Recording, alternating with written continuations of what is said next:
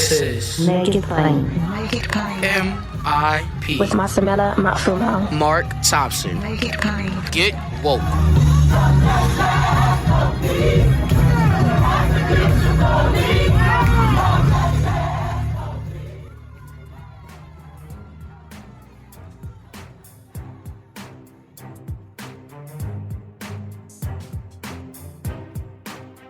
Ladies and gentlemen, it's Juneteenth. And in thinking of who we chat with today, I wanted to bring someone back on the show who in the past has served the role on the show as a historian, but that was his calling. He graduated from South Carolina State in 1962 with his BS degree in history, and he was a social studies teacher in Charleston, South Carolina. Once a history professor, always a history professor. We all know him most now as the representative from South Carolina, the first to be elected since Reconstruction to Congress, the first African American. And he also is the House Majority Whip. But the hat he's wearing today, as I said, is history professor as we recognize Juneteenth.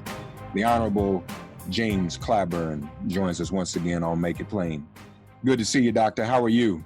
I'm doing good. Thank you so much for having me back.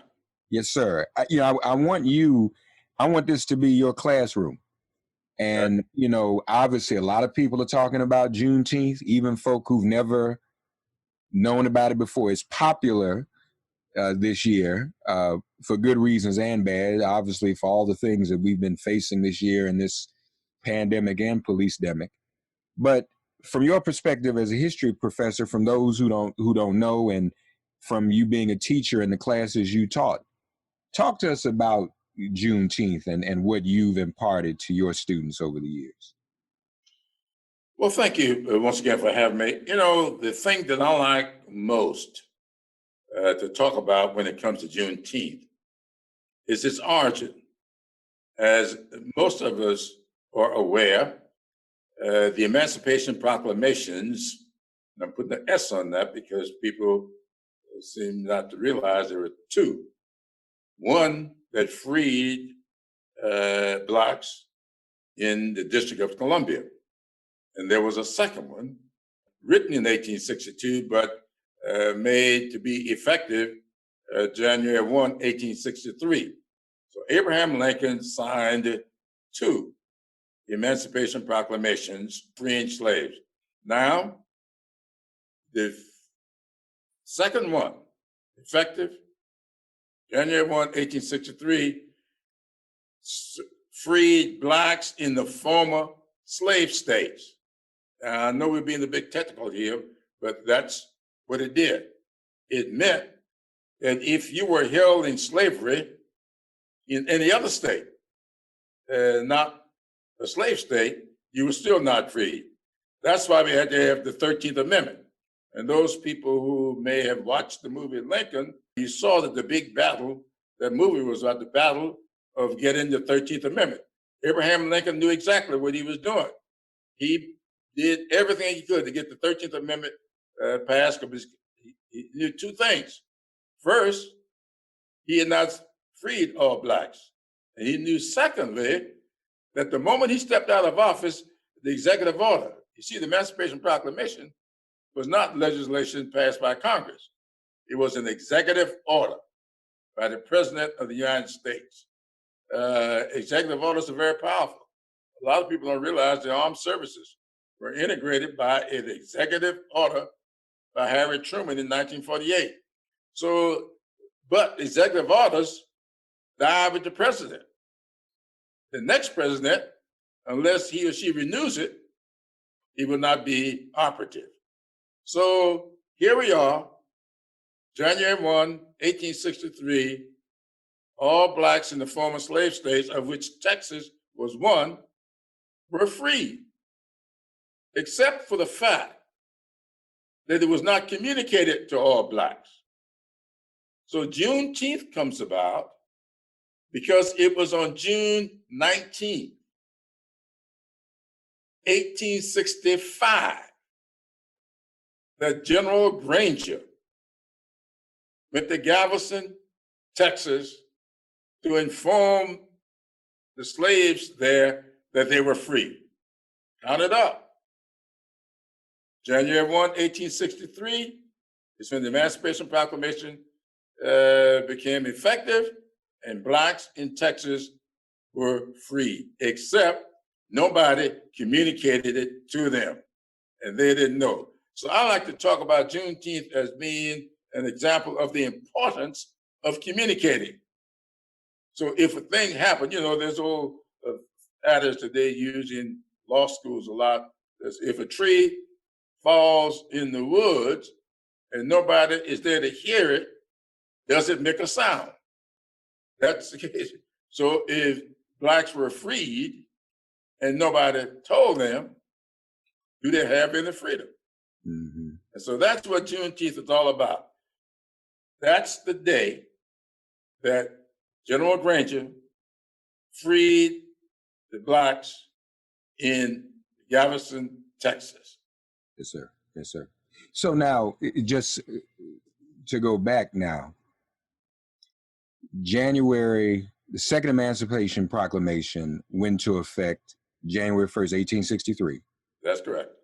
What year was the 13th Amendment passed and ratified? I was afraid you were going to ask me that question. If G.K. Butterfield were here for me, he would smack me if I remember it. It's so funny about that because G.K. Butterfield loves to talk about who ratified the 13th Amendment, because these amendments have to be ratified state by state. And so the date that it passed and the date it became effective, there's a long distance between the date that Congress approved the 13th Amendment and the last state that ratified. And North Carolina played a critical role in that. I don't know if they were the last state or the first state to ratify the 13th Amendment, but I don't remember the year at the moment. Well, so I'm looking at it. It's what I thought it was. I just wanted to be sure. It was in 1865. So on the 13th Amendment was ratified before Juneteenth, is what you're telling me. So the 13th Amendment passed the House of Representatives on January 31st, 1865. Right. So the final ratification was not until December 6th of 1865. Okay. So in between there is when Juneteenth happened, but obviously those who were enslaved in Texas, I think that's the point, neither knew about 1863 or January of 1865. So they didn't know about the second proclamation, and they didn't know about the first passage of the act even before it was ratified. I don't know when Texas actually ratified the 13th Amendment. I do know that Mississippi just ratified it a few years ago. Lord have mercy. There are some who claim that South Carolina never did. There is this theory that's going around. I've never really verified this, and I've tried to find out whether or not it's true, that what South Carolina technically did was to incorporate the wording of the 13th Amendment into the South Carolina Constitution's Fifth Amendment. And when they adopted their own Fifth Amendment as a constitution, they prevailed upon the federal government to recognize that as having been accepting the 13th Amendment. I've never been able to determine that to really be true, but that's what some of the experts say. I just study history. I love history. Yes, I sir. used to teach it. I don't call myself a historian by any means. Well, okay, so Texas actually itself did not ratify the 13th Amendment until February of 1870. I mean, there was enough for it to be ratified by the other states, but Texas itself didn't ratify it. Well, remember, every state does not have to. Right. If what is it, 2/3? Yes, 2/3. And so there were fewer states back then. Still wait. That's right. Yeah, yeah. So you have taught history for so long, and you've known our history. When did you first come to know about Juneteenth and its importance? I mean, I know it's very popular now. It's very popular Yeah. today in the midst of, but I remember when folk never even heard of it. When Man, did you when did you first realize its importance? I was a college student Okay. before I knew about Juneteenth.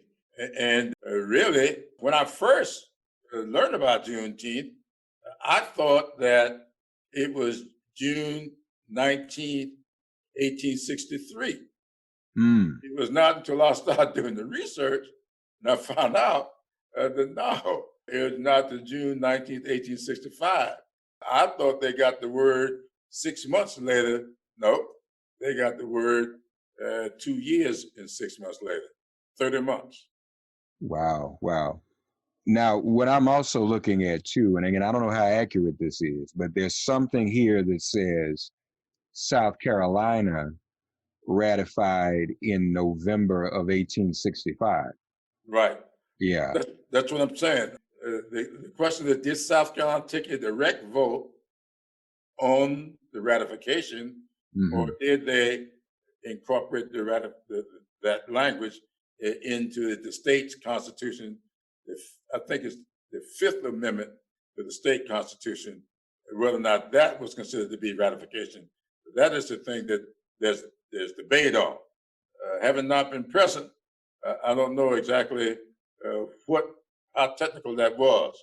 But people get, especially when we have these false doctrines of history, people get real touchy about whether or not to vote on something directly. We still do that in the Congress. There are a lot of times things are incorporated in the piece of legislation that is allowed to become law without having to have a direct vote on it, so people can maintain plausible deniability. So I suspect a lot of South Carolinians did not want ever it to be said that they voted for ratification, and maybe it was something like that. I don't know. I've never gotten that deep into it. More MIP after this message.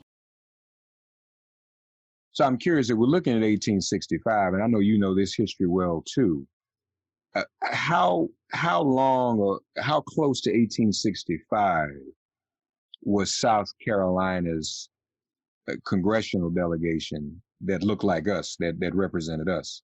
Well, the first African American to be elected to Congress was from South Carolina. Right. Now, let's get this history right. Okay. The first African American elected to Congress was from South Carolina, Joseph Rainey.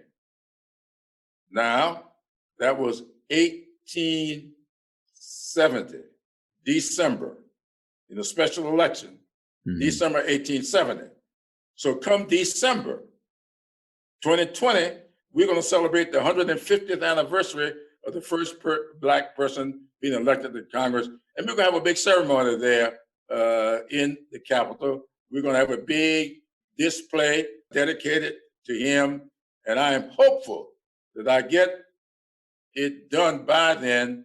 There is a room on the first floor that I'm trying to get named in honor of Joseph Rainey, who was originally from Georgetown, South Carolina, but having gone to Bermuda, running away from slavery, came back to this country after Emancipation Proclamation and lived in Charleston when he came back.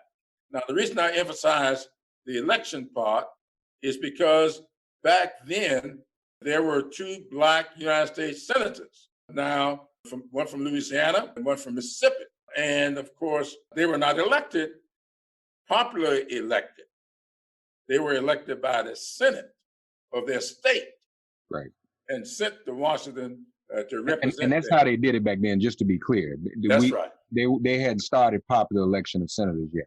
That's exactly right. And back then too, that was possible because you had state legislatures during Reconstruction where we as African Americans had won seats. Oh, had a lot of seats. In fact, in South Carolina, 2/3 of the General Assembly in South Carolina was Black. The vast majority of the House of Representatives was black, but we never had a majority in the state Senate. But in the state House of Representatives, it was majority black. And if my memory serves on this, we had 4 Congress people, and 3 of them were black. Right, including, I think, Robert Elliott. Yes, And Robert Robert- Elliott, who was the Speaker of the State House of Representatives here in South Carolina, but he went on to Congress. In fact, it's technically Reconstruction lasts only 12 years. Yeah. We often refer to that period all the way up to the 1890s as being the Reconstruction period. The fact of the matter is, the Reconstruction lasts from 1865 and was over in 1877. Yeah. So Reconstruction came to an end in 1877, largely on legislation being passed. One was a Supreme Court decision in 1872 involving Louisiana, a Cruikshank case, and then the Pleasant versus Ferguson case. Carter put in law, separate but equal. That was 1896. That case, and that's the period. It was when that case was decided that people tended to say this was the ending of Reconstruction and the beginning of separate but equal. No, Jim Crow started after around 1877 and lasted all the way through that particular period of the 1890s. So George Washington Murray left Congress. He was from South Carolina in 1897. The last black to serve in Congress until the 1930s was George White from North Carolina. He left in 1901, and that's the last black to serve until the 1930s when the priest, Oscar de la Priest from Illinois. Yeah. So this is fascinating. So of the members, so there was a Richard Kane. Yes. From South Carolina. He served in the U.S. House and U.S. Senate. He was a minister. In fact, Kane was an AME. My memory serves, he may have been bishop. More MIP after this message. Yeah, I believe he was. He was an AME church, and I believe he was a bishop. That is correct. South Carolina also. We mentioned Robert Elliott, who was in Congress. There was, and it's really, as I'm looking at all the representatives, there was Robert Smalls, who was a state senator, but also a member of Congress. Yeah, he stated that Robert Smalls, to me, is the most consequential South Carolinian to ever live. Okay. And I can make that case. Now, Please. there are a lot of people will talk about John C. Calhoun.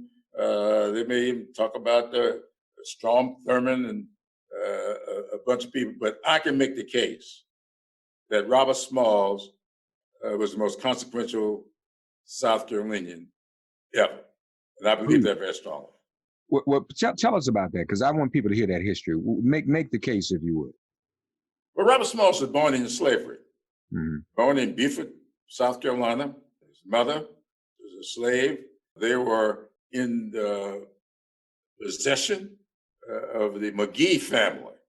And Robert Smalls, when he was only 12 years old, John McGee, I believe was his first name, McGee started to fall on hard times. Things were not going well for him.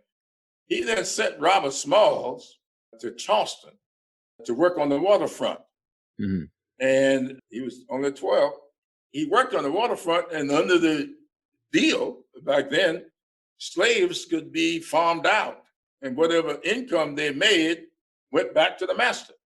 So Robert Smalls was working the Charleston waterfront, and the money was going to his master, John McGee, back in Beaufort. Well, Robert Smalls, true to the book that was written by Andrew Billingsley, a former president of Morgan State, Andrew Billingsley came down to South Carolina and spent 2 or 3 years here. And the whole time he was here as a professor over at the University of South Carolina, he did research and ended up writing a book on Robert Smalls.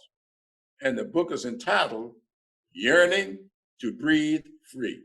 And that's an apt description of Robert Smalls. So while Robert Smalls was working there on the waterfront, he was yearning to be a free man.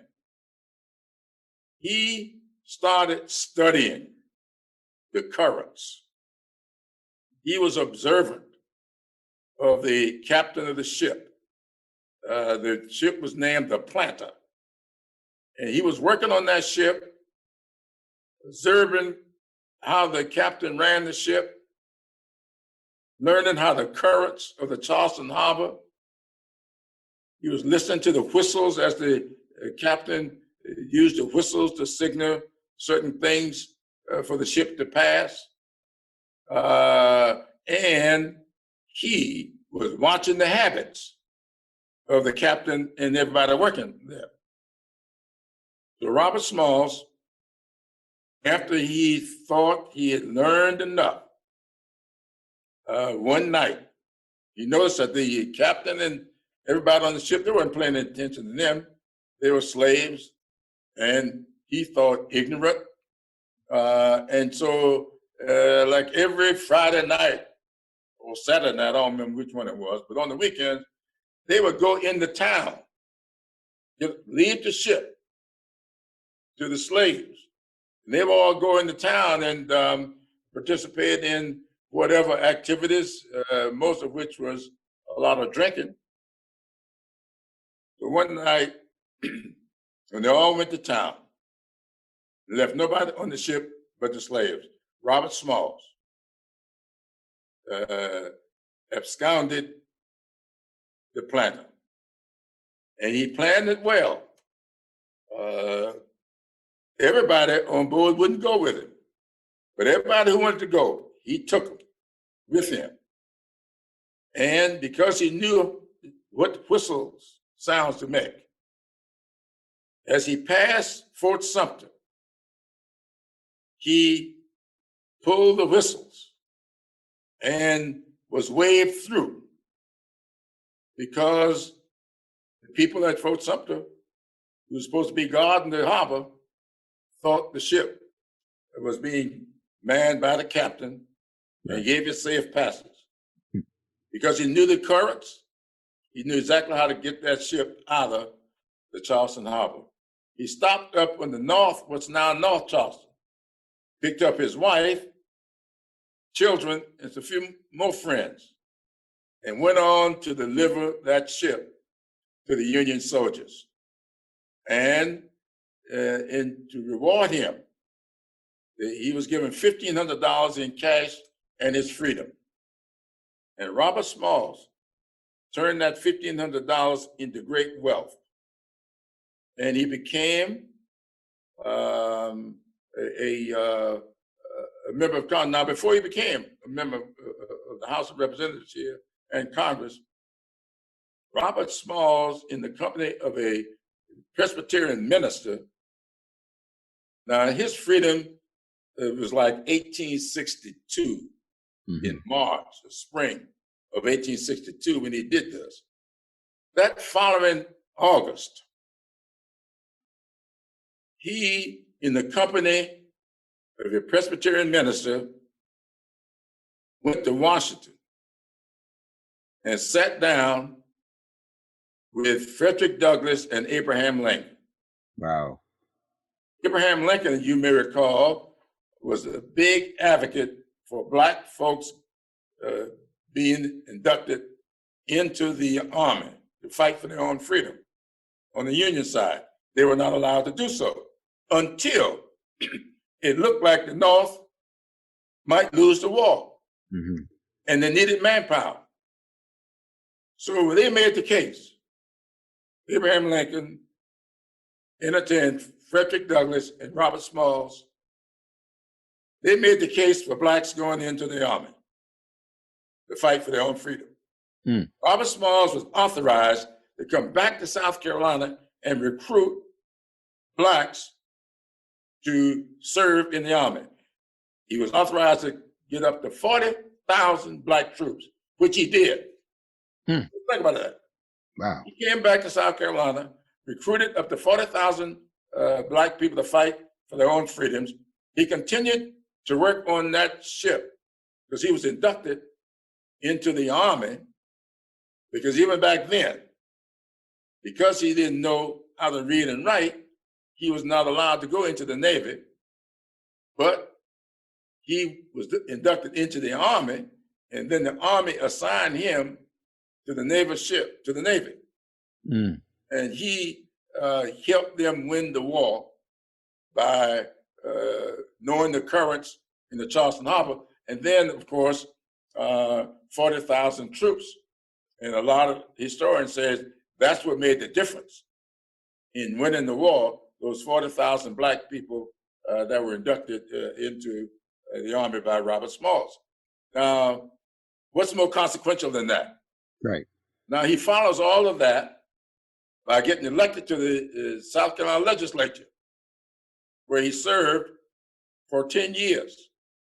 He followed that by getting elected to the United States Congress, where he served another 10 years.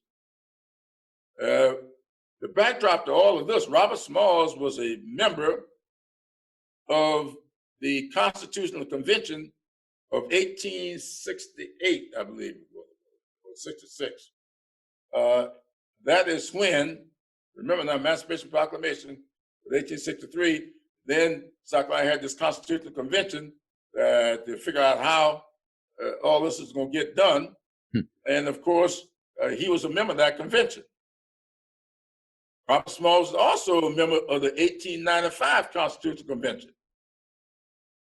Now, what is so amazing about this, he got his freedom codified in 1868 convention.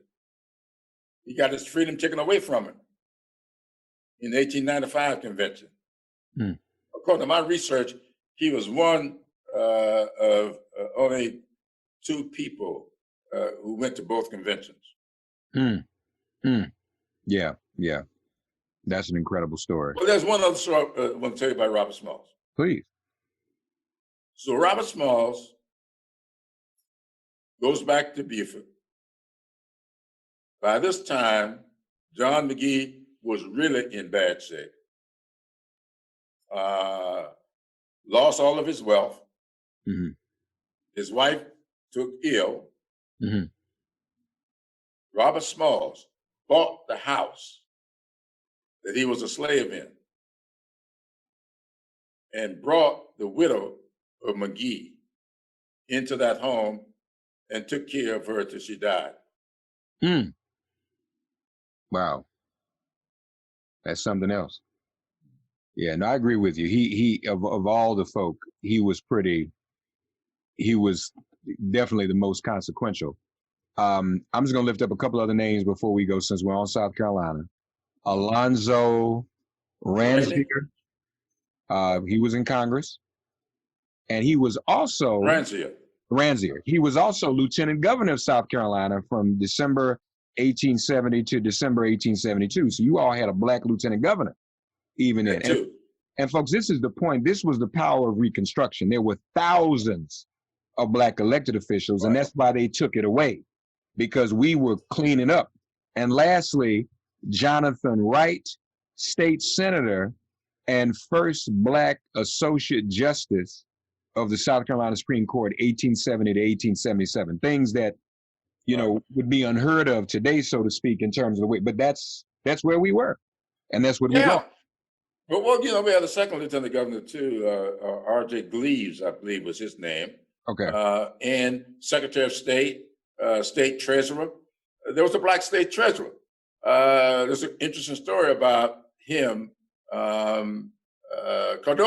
Cardoza, yeah, Francis Lewis Cardoza, yeah. Francis Lewis Cardoza was State Treasurer.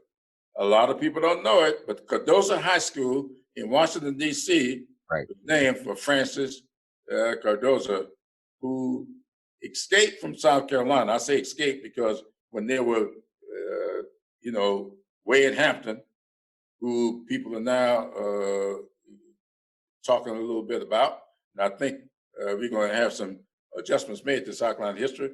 and Pitchfork Ben Tillman, all of these people, they drove Black people out of South Carolina, to keep them from holding office because their numbers were too big.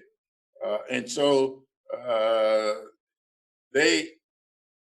Francis Cardozo left and went to Washington, D.C. A very smart guy, highly educated.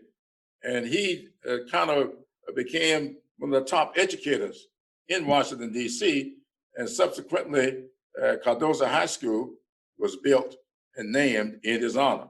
Yes, now, sir. a lot of people think that Cardozo High School was named for a former Associate Justice of the Supreme Court. Yeah.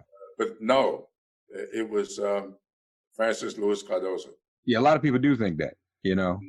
They think it was named after Benjamin, but it was named after Francis Lewis. You're absolutely right. Right. This is what we wanted.